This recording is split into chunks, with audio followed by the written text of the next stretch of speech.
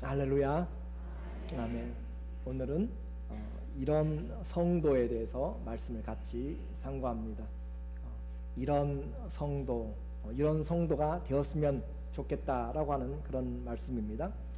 이 데살로니가 교회는 데살로니가에 있는 교회인데 지금 마게도니아의 지방에 있습니다. 그런데 그곳에서는 종말론이 잘못 들어와서 그들이 제대로 일을 하지 않고 삶을 제대로 살지 않는 사람들이 많이 있었습니다. 재림만 기다리면서 어리석은 그런 종말론자들이 많이 있었다라고 하는 것이죠. 요즘에도 그런 사람들이 많이 있어요. 자기의 삶과 시간과 물질을 투자해서 주님의 오심을 기다린다고 하지만 정작 속고 있는 사람들이 많이 있습니다. 우리는 깨어 있어야 돼요. 그런데 일을 떠나서 그렇게 해서는 안 되는 것이죠. 한마디로 종말은 예수님이 처음 오실 때부터 다시 오실 때까지가 종말이라고 그렇게 이야기를 했어요. 그리고 성경은 분명하게 우리에게 일하기 싫어하거든 먹지도 말라라고 이야기합니다. 데살로니가 후서 3장 10절, 우리가 너희와 함께 있을 때에도 너희에게 명하기를 누구든지 일하기 싫어하거든 먹지도 말게 하라 하였느니, 일하기 싫어한다는 것은 자기가 해야 될 일을 하지 않는 것을 이야기합니다. 그런 사람들은 먹지도 말라라고 그렇게 하는 것이에요. 그러므로 우리는 종말이 올 때까지, 예수님 다시 오실 때까지 뭘 해야 되냐면 일을 열심히 맡겨주신 일을 해야 돼요. 나를 위해서 일하는 것이 아니고 우리가 일하는 모든 것은 주님을 위하는 것입니다. 여러분이 먹고 마시고 행하는 것, 공부하는 것, 일하는 것, 운동하는 것 전부 다 주님을 위해서 우리는 이제 하게 되는 것이죠. 그렇기 때문에 주님을 위해서 먹고 마시고 일해야 된다. 주님이 오실 때 두 사람이 매를 갈고 있다가 한 사람은 들려감을 당하고 한 사람은 그대로 남김을 받습니다. 또 두 사람이 밭에서 일하다가 한 사람은 들림을 당하고 한 사람은 남김을 받습니다. 성경의 말씀이 그렇습니다. 이 일을 떠나서, 삶을 떠나서 종말을 따로 준비하는 것이 아니다. 마태복음 24장 40절로 41절에 두 사람이 밖에서 일을 하든지 또 안에서 집에서 머물면서 일을 하든지 우리의 생활 속에서 주님을 맞이하게 되기 때문에 여러분은 분명히 우리에게 주어진 일들에 하나님께 살아가신 일들을 잘 보면 우리는 종말도 이겨낼 수가 있습니다. 오늘날에 교회는 많이 있어요. 그런데 칭찬받는 교회, 본받을 만한 교회, 그런 교회, 능력 있는 교회는 많지가 않습니다. 우리 교회는 어떻게 세워져 가고 있는가요? 우리 교회를 보지 말고 여러분을 보시면 돼요. 우리 교회를 이루고 있는 분이 바로 저와 여러분이기 때문에 여러분은 한 사람 한 사람 신앙이 어떤 신앙으로 지금 세워져 가고 있는지 보면 됩니다. 나의 신앙이 점점 향기가 나타나고 있는지, 내 신앙이 점점 처음보다 점점 열매가 커져가고 있는지, 점점 아름다운 그리스도의 성품들이 나타나고 있는지, 다른 사람 비교하지 말고 저 사람 보지 말고 나 자신이 내가 주님 앞에서 그렇게 생각을 해보면 우리 교회에 실상이 나타나게 됩니다. 이렇게 성장하는 사람인가, 아니면 여전히 사람의 냄새로 육신의 소욕을 쫓아서 세상의 자랑거리들로 찌들어가는가, 여러분들이 한번 생각을 해 보아야 됩니다. 오늘이 종교개혁 499년이라고 그랬죠. 우리는 카톨릭에서 갈라서 나온 것이 아니라 잘못 가고 있는 초대교회에서 시작한 하나님의 교회가 카톨릭으로 인해서 잘못 가고 있을 때 우리는 다시 그 초대교회로 다시 돌아온 것이 종교개혁입니다. 그러니까 갈라져 나온 것이 아니고 다시 돌아왔다라고 하는 것을 여러분이 종교개혁을 의미를 해야 돼요. 그와 같이 신앙이 바로 돌아와야 되는데, 여러분의 신앙생활로 인하여서 이제 많은 분들이 저분은 예수님 믿는 사람이다 라고 그렇게 알 수가 있을 것입니다. 여러분의 다 친척이든지 가족이든지 친구들도 교회 다니는 사람, 예수님 믿는 사람으로 알고 있어요. 그런데 그 소문이 점점 좋아지고 있는지, 교회 다니더니 달라졌어 라고 하는 소문이 들리는지, 아니면 교회 다니더니 아예 망가졌다든지 동일하다든지 둘 중에 하나를 여러분은 들을 것이에요. 우리 교회의 소문이 거기서 나타납니다. 점점 좋아지고 있는가, 아니면 점점 나빠지고 있는지, 아니면 그대로 멈춰 있는지. 오늘 말씀을 들으면서 우리가 회복되어야 세상에 소망을 줄 수 있고 나에게도 소망을 줄 수가 있습니다. 예수님을 처음 믿든지 오래 믿든지 그것은 우리의 성품이 성장하는 것에 물론 따르지만은 권리는 기본적으로 같습니다. 시민권을 지금 이 10월, 오늘이 30일이죠. 내일 말일날 받든지, 아니면은 태어나면서부터 미국 시민권을 갖든지 시민권을 가지면 동일하게 투표할 수 있는 권리가 생깁니다. 그것은 오래됐다고 해가지고 더 많은 투표권 그런 그 자격이 있는 것이 아니고, 내가 시민권자만 되면 투표할 수 있는 권리는 동일하게 주어진다. 제가 왜 이 말씀을 하냐면, 예수 그리스도를 믿으면 그 사람은 시간이 오래되었든지 아니면 이제 오늘 막 예수님을 믿었든지 하나님께서 우리에게 주시는 권리가 있어요. 그 권리를 오늘 여러분이 정확하게 봐야 예수 그리스도를 믿는 사람인지 아닌지를 우리가 알 수가 있기 때문에 그렇습니다. 이런 성경적인 바른 교회가 우리가 이제 되게 되면 정말론이 아무리 흔들든지 세상의 경기가 어떻게 흘러가든지 우리는 그런 것에 치우치지 아니하고 하나님의 말씀으로 이겨낼 수가 있습니다. 환경이 문제가 아니라 내 안에 하나님의 말씀이 계신가 라고 하는 것이었죠. 또 문제가 그런 많이 있느냐 없느냐가 아니라 하나님께서, 또 본질적으로 이야기하면 예수님이 내 안에 사시는가. 예수님이 내 안에 사냐고 물어보니까 잘 이해를 못해서 예수님 안에 내가 행하고 있는가. 내가, 여러분이 저라고 하니까 자꾸 저만 생각하는데, 여러분이 예수님 안에서 행하고 있는가. 하루를 돌아보고 일주일을 돌아보고 삶을, 신앙생활을 돌아볼 때 내가 누구 안에서요? 예수님 안에서, 그분의 말씀 안에서, 그분의 마음 안에서, 그분의 생명 안에서, 뜻 안에서 내가 행동을 하고 있는가. 여러분이 보면 점수가 다 나올 것으로 생각이 됩니다.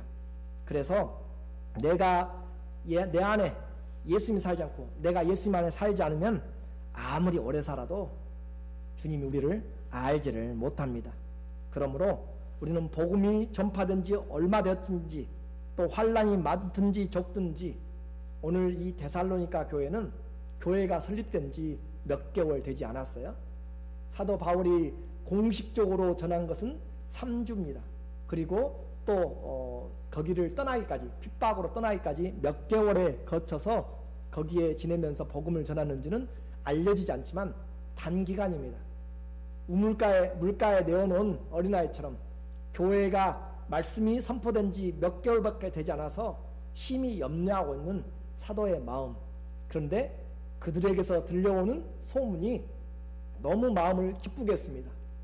심은 지 얼마 되지 않은 나무가 비바람이 몰아치든지 아니면은 가뭄이 오든지 태풍이 불어도 흔들리지 않고 뽑히지 않고 넘어지지 않고 마르지 않고 성장한다면, 뿌리를 내린다면 얼마나 기쁜 것인가, 얼마나 감사한 것인가. 사도행전 17장 2절에 보면 바울이 자기의 규례대로, 습관대로 안식일에 3번의 안식일에 거쳐서 성경을 가지고 강론했습니다. 성경을 가지고 말씀을 풀어서 설교했더니 밤에 형제들이 그렇게 설교했더니 말씀을 듣는 사람들도 있고 말씀을 거부하는 사람도 있습니다. 그리고 나서 10절에 핍박이 다가오죠. 밤에 형제들이 곧 바울과 실라를 베레아로 보내니 저희가 이르러 유대인의 회당에 들어가니라. 그 데살로니가 지역 마게도냐의 수도에서 그들은 이제 쫓겨났어요. 도망갔습니다. 그래서 그렇게 베레아 지역으로 가게 되어서 몇 개월밖에 머물지 못했던 그곳, 우리는 기억해야 될 필요가 있습니다. 요한계시록에는 교회가 7교회에 대한 편지입니다. 몇 개의 교회라고요? 7교회인데 그 중에서 2개의 교회만 책망이 없고 나머지 5개는 전부 다 책망이 있습니다. 한마디로 교회 중에서 칭찬받기가 쉽지 않다. 더 쉽게 이야기하면 많은 성도들이 있지만 칭찬받는 성도, 주님 앞에 합당한 성도는 쉽지 않다라고 하는 것을 우리가 기억을 해야만 됩니다. 좋은 교회가 필요하고요, 좋은 성도들이 반드시 필요하지만 그렇게 되기는 쉽지 않습니다. 오늘 어떻게 하면 이런 성도, 이런 교회, 칭찬받는 그런 교회와 성도가 될 것인가? 먼저 그렇게 되려면 교회는, 또 성도는 위치를 잘 알아야 됩니다. 무엇을 알아야 된다고요? 위치를 잘 알아야 돼요. 위치가 어딘지, 교회의 위치. 1장 1절에, 오늘 데살로니가 1장 1절에 보니까 바울과 실루아노와 디모데는 이 세 사람이 편지를 쓰는 보내는 자입니다. 송신자란 말이죠. 그래서 헬라 시대의 편지의 형식은 첫 번째는 보내는 사람, 그 다음에는 받는 사람, 그 다음에는 문안 인사가 나오는 폼입니다. 그래서 형식을 그대로, 그렇죠? 우리 옛날에 편지 쓸 때는 그렇죠. 아버님 전 상서 쓰고 나서 기체우 이양만강 하옵시고 하면서 그 기후를 먼저 쓰고 그렇게 문안 인사를 엿듣고 그렇게 하잖아요. 그런 것처럼 이 헬라 시대 편지는 먼저 보내는 사람, 누가 보내는가 봤더니 바울과 실루아노는 신라의 헬라어식의 이름입니다. 신라라는 사람과 디모데라는 사람이 편지를 쓰고 있습니다. 누구에게 쓰는가? 받는 사람, 수신자는 하나님 아버지와 주 예수 그리스도 안에 있는 데살로니가인의 교회에 편지하노니, 교회에 쓰고 있습니다. 그래서 데살로니가에 있는 교회에 보낸다라고 그렇게 이야기를 했어요.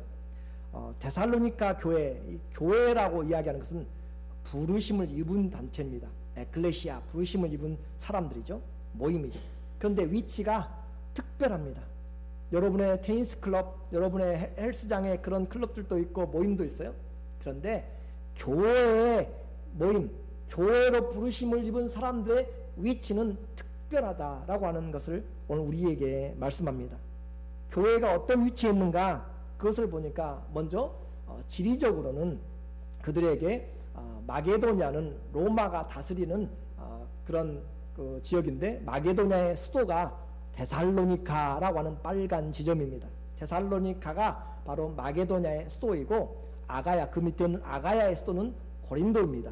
그리고 오른쪽에는 아시아는 잘려져 있지만 아시아의 수도는 에베소입니다. 그러니까 그렇게 수도 지역이 바로 데살로니가다. 빌립보에서 복음을 전하다가 거기서 쫓겨났습니다. 그래서 이 데살로니가에서 와서 3주 동안 안식일에 강론을 하고 또 거기서 쫓겨난 것을 우리는 조금 전에 보았죠. 그래서 거기서 쫓겨나서 베레아로 갔던 것을 우리는 기억하게 됩니다. 그래서 위치적으로는 지금 데살로니가에 있어요.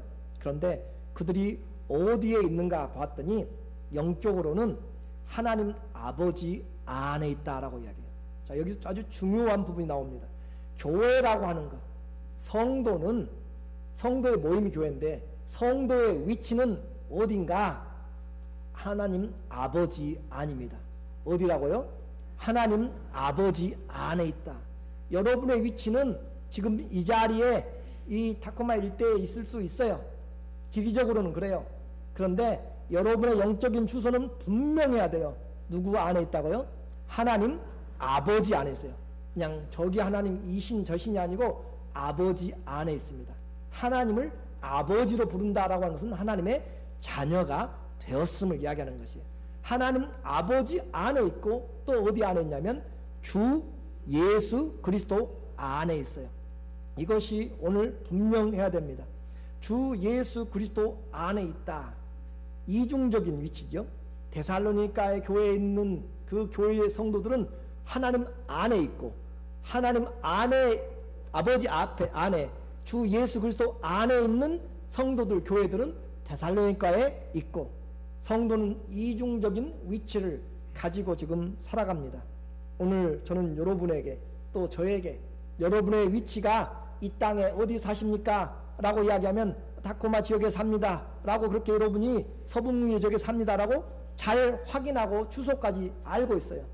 그런데 여러분에게 진짜 주소, 여러분이 누굽니까? 여러분은 어디 안에 있습니까? 라고 물어보면 여러분이 내가 하나님 아버지 안에 있습니다. 주 예수 그리스도 안에 있습니다. 라고 대답하는 사람들은 많지가 않습니다. 말을 한다 할지라도 그 말이 무슨 말인지 제대로 이해를 못합니다. 아버지 하나님 안에 있다는 것과 주 예수 그리스도 안에 있다는 것은 생명이 그 안에서 나온다라고 하는 것이에요. 내 생명이 아버지 하나님 안에 있다는 것이고 내 생명이 주 예수 그리스도를 그 안에 있다. 그리고 내 뿌리가 아버지 하나님에게 뿌리를 받고 있고 예수님을 주로 모시는데 뿌리를 받고 내가 살고 있다. 주님에게 연결되어 있다는 것이에요. 나는 누구입니까? 하나님 아버지에게 생명을 받아서 예수님을 주님으로 믿는 그 뿌리에 내가 있습니다. 내가 연결되어 있습니다. 라고 믿는 것은 예수님을 오늘 당장 믿는 사람이든지 태어나면서부터 예수님을 받고 듣고 전해 들어서 그렇게 신앙을 했든지 문제가 되지 않습니다. 시간의 문제가 아니라 예수 그리스도 안에 있는지 또 하나님 아버지 안에 있는지 그것이 여러분에게 가장 중요한 생명이 연결이 되어 있어야만 됩니다. 여러분에게 그 생명이 연결되었는지 확인을 해드릴게요. 생명이 연결됐으면 이 나무는 꽃은 조금 있다가 일주일이면 시들어갈 거예요. 왜냐하면 뿌리가 없기 때문에 그렇습니다. 여러분이 형색은 낼 수 있고 모양은 그렇게 이야기할 수 있고 또 입술로는 이야기할 수 있지만 내가 진짜 그 아버지 하나님 안에 생명 연결됐는지 예수님을 주님으로 부르는 그 안에 내가 뿌리를 받고 있는지 증거가 무엇인가? 1절 하반절에 그리스도 안에 있는 데살로니가인의 교회에 편지하노니 무엇이 너희에게 많을지라 그래요? 은혜와 평강이 너희에게 있을지어다. 성경에 그렇게 하나님 아버지 안에 뿌리를 받고 있고 그 생명에 연결되었으면 은혜와 평강이 우리에게 있다라고 그렇게 이야기합니다. 자, 하나님 아버지 안에 있고 예수님을 주님으로 모시고 있으면 우리에게 오는 것이 뭐라고요? 은혜와 평강이 있다라고 그렇게 이야기합니다. 에베소서 1장 2절 시작. 하나님 우리 아버지와 주 예수 그리스도로 조차 은혜와 평강이 너희에게 있을지어다. 폐에 일어나고 예수 그리스도를 주님으로 모시고 하나님을 아버지로 모시고 살아가는 생명이라면 은혜가 그분에게서부터 흘러나오고 은혜의 결과가 뭐냐면 평강입니다. 은혜를 받았는데 두려워요. 은혜를 받았는데 무서워요. 은혜를 받았는데 세상이 어떻게 해야 될지 몰라요. 그것은 은혜가 아닌 것이죠. 은혜의 결과가 뭐라고요? 평강이 우리에게 찾아오게 되는 것입니다. 그러므로 내가 정말로 교회에 오래 다녔다고 이야기하지 말고 여러분이 예수 그리스도를 주님으로 모시고 하나님을 아버지로 믿는다면 우리는 은혜가 세상이 주지 못하는 은혜가 주님께로부터 온다라고 그렇게 이야기합니다. 세상 살면서 믿었던 친구에게, 믿었던 가족에, 믿었던 동료들, 믿었던 나라에, 믿었던 회사에 얼마나 많은 우리는 배신을 당하고 속임을 당하고 상처를 입어요. 그런데 하나님 아버지께서 우리에게 주시는 이 은혜는, 이 평강은 절대 우리에게 속이지 않고 우리에게 넉넉하게 세상을 이기는, 세상이 줄 수 없는 카리스, 여기서 말하는 은혜는 카리스입니다. 하나님의 은혜죠. 평강, 에이렌의 평강을 준단 말이죠. 구약에는 헨이라고, 은혜를 헨이라고 이야기했고 샬롬이라고 이야기했죠. 평강을.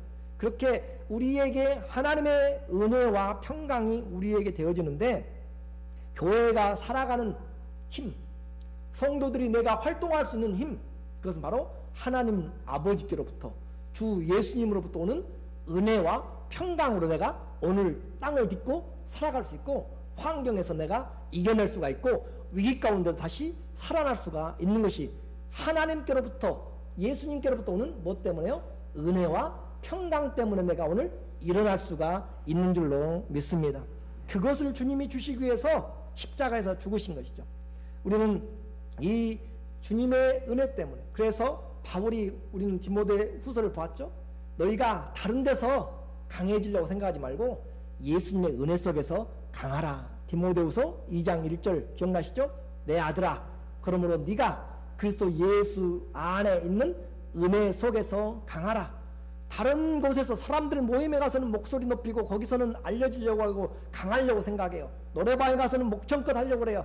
그런데 예수 그리스도의 은혜 속에서 얼마나 강한지, 다른 사람은 하나의 은혜를 받아도 오늘 이 하나님의 말씀이 여러분에게 들려지고 영이 깨어지게 되면 하나에 받는 사람보다 열을 받을 수 있는 은혜 속에 강한 사람, 그 사람이 다라고 말씀을 하고 있습니다.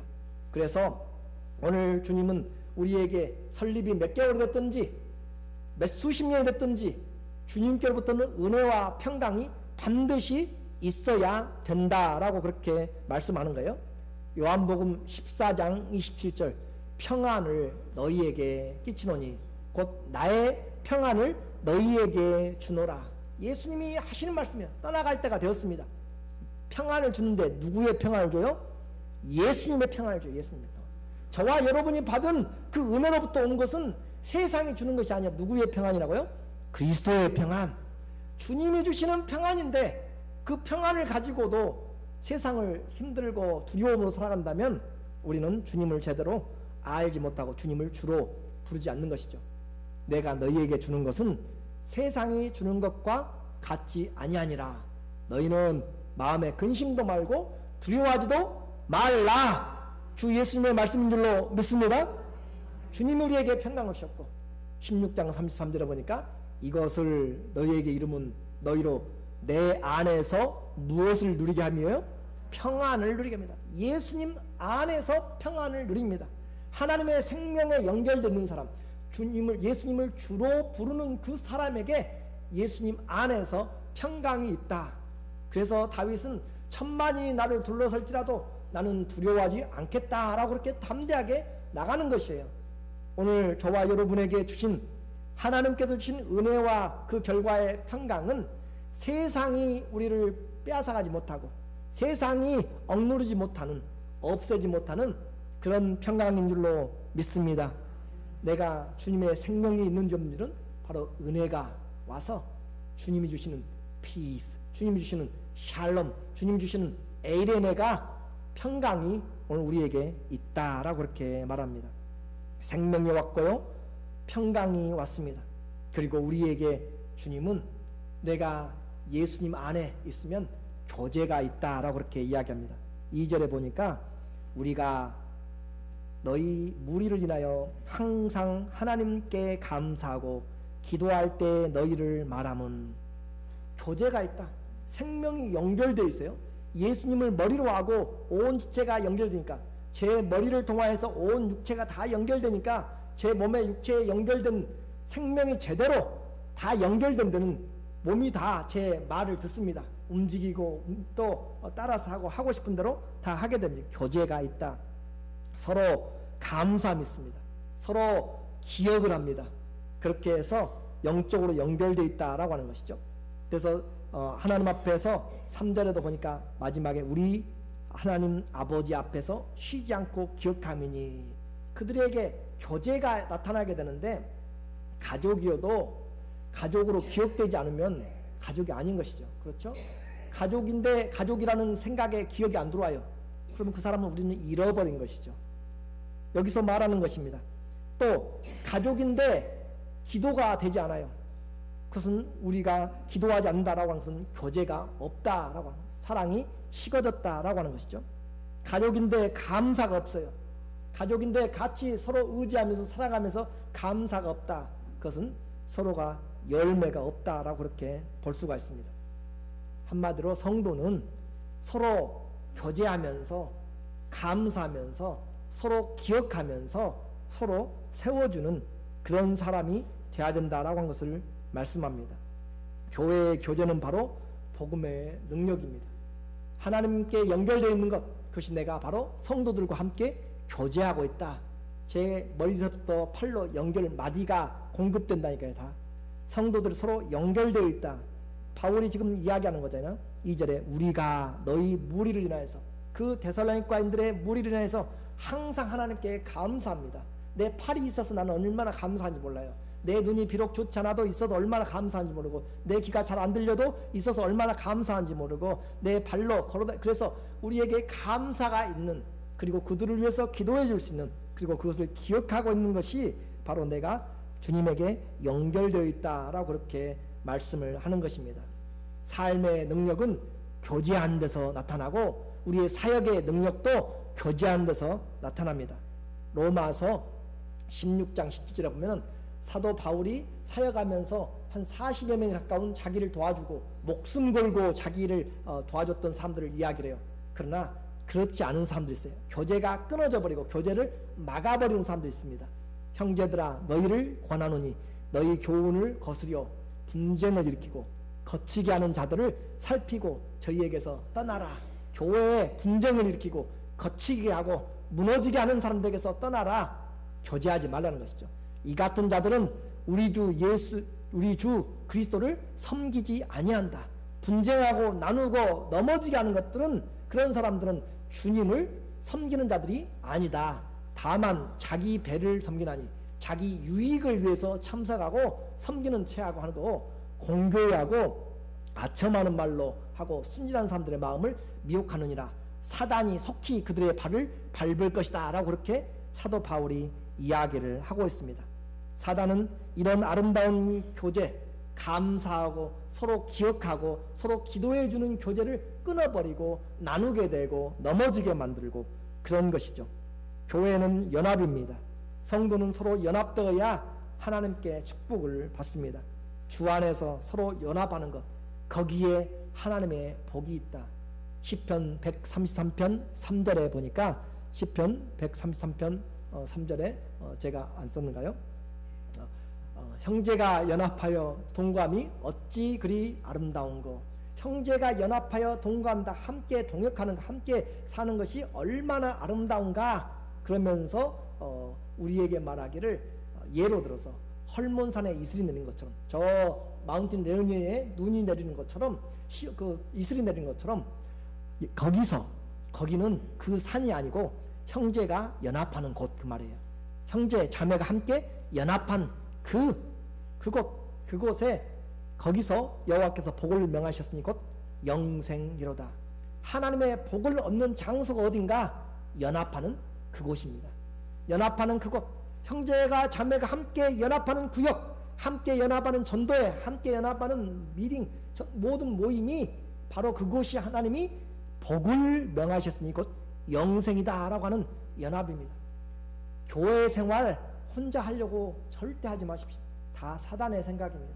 나만 믿음이 좋으면 좋지요? 절대 그렇지 않습니다. 그러므로 교회가 어디 안에 있으면 하나님을 아버지로, 예수님을 주님으로 모시면 우리는 연결되어 있습니다. 이것이 바로 우리의 위치입니다. 위치가 올바르면 우리는 하나님께로부터 생명이 있는 것을 알게 되고, 은혜와 평강이 흘러 들어오게 되고, 그리고 그 흘러 들어온 것으로 함께 교제가 이루어진다. 여러분에게 내가 좋은 성도인지, 내가 건강한 성도인지, 우리 교회가 건강한지, 성경적인 교회인지, 하나님께 칭찬받는 성도인지 교회인지는 여기서 생명의 생명의 뿌리를 받고 있는 것과 은혜와 평강의 흐름과 교제로 나타나게 됩니다. 오늘 이제 두 번째로, 교회의 성도들이 삶으로서 우리에게 좋은 성도인 것을 나타낸 것이죠. 두 번째 3절에 보니까 너희의 믿음의 역사와 사랑의 수고와 우리 주 예수 그리스도에 대한 소망의 인내를 우리 하나님 아버지 앞에서 쉬지 않고 기억함이니. 여기 아주 기독교의 핵심이 나와요. 기독교의 특징을 한마디로 이야기하면 여러분도 아실 거예요. 믿음과 소망과 사랑입니다. 거기에 기독교가 집약이 돼 있어요. 그래서 너희 세워진 지 얼마 되지 않았어요. 말씀드렸죠? 3주는 공식적으로 했고, 또 나머지 몇 개월 동안은 어떻게 했는지 우리에게 알려주지 않았어요. 그런데 세워진 교회, 얼마 되지 않은 그 교회인데 그들의 믿음의 역사가 있습니다. 믿음의 행함이 있어요. 그리고 사랑의 수고, 땀 흘림이 있습니다. 그리고 소망에 대한 인내가 있습니다. 믿음은 하나님께 대한 것입니다. 하나님께 대한 믿음이 살아있어서 행함으로 나타나요. 행함으로. 믿음이 뭐가 있어야 돼요? 행함이 없으면, 여기서는 역사라고 이야기했어요. 행함이 없으면 그 믿음은 여러분 아시죠? 죽은 믿음이다. 사랑에는요, 말로만 사랑하는 것이 아니라 수고가 있어야 되고 아픔이 있습니다. 상처가 있어요. 그 말입니다. 엘곤이라고 하는 그것은 그럼으로써 우리에게 사랑에는 수고가 있고 또 이웃에 대한 것이죠. 소망에는 주님 다시 오실 그 나라와 주님에 대한 것입니다. 인내가 있어야 된다라고 이야기를 했습니다. 오늘 그것이 교회의 특징입니다. 교회가 하나님의 택한 자가 되고 성령께 속한 자가 되고 교회가 됐다는 것의 특징이 뭐냐? 오늘 믿음과 소망과 사랑이 우리 안에 있다라고 했습니다. 그것은 실제적입니다. 믿음은 행하여지고 사랑은 수고를 동반해야 되고 소망은 인내를 요구한다라고 했습니다. 먼저 믿음의 역사를 볼게요. 믿음의 역사는 행해야 된다. 그래서 우리의 행함은 믿음으로 말미암아 시작됩니다. 우리가 행하는 것은 믿음으로 말미암아 시작되기 때문에 믿음이 힘이고 믿음이 능력이 됩니다. 바울이 오늘 감사하고 있잖아요. 너희의 이 믿음이 점점 자라가는 사람이 있고 믿음이 점점 쇠퇴하는 사람이 있고 큰 믿음이 있고 작은 믿음이 있어서 예수님에게 책망 듣죠. 너희는 어찌하여 믿음이 없느냐, 이 믿음이 적은 자들아. 또 반대로 큰 믿음으로 이 백부장만한 믿음을 본 적이 없다라고 그렇게 주님이 이 여인의 믿음도 칭찬하는 것도 있습니다. 보배로운 믿음이 있습니다. 오늘 믿음은 성장을 해야 되는데 하나님의 말씀을 들음으로 성장을 하게 됩니다. 그 말씀을 들음으로 성장을 하게 되고 그리고 그 사역 노고가 시간이 갈수록 약해지는 것이 아니라 점점 강하여진다. 그런데 디모데전서 1장 9절에 보면 후메네오와 알렉산더는 양심을 버리고 그 믿음에 대해서는 파선했다라고 그렇게 떠나간 자들도 있습니다. 오늘 데살로니가 교회는 약한 교회지만 시간이 가면서 점점 많은 자들에게 알려지게 되었습니다.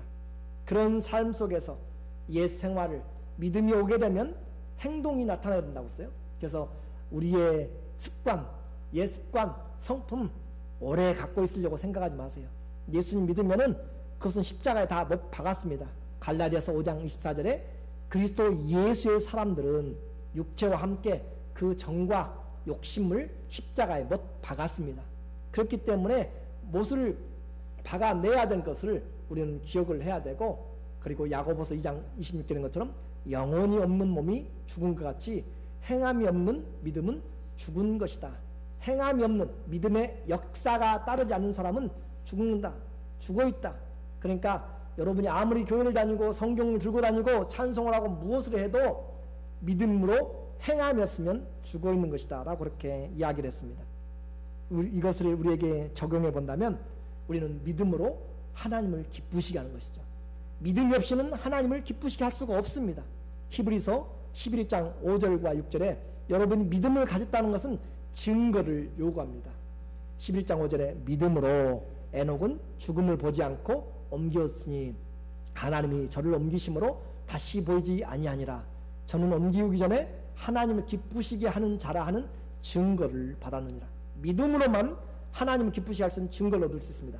6절에도 믿음이 없이는 기쁘시게 못하나니 하나님께 나아간 자는 반드시 그가 계신 것과 자기를 찾는 자에게 상 주신이심을 믿어야 된다.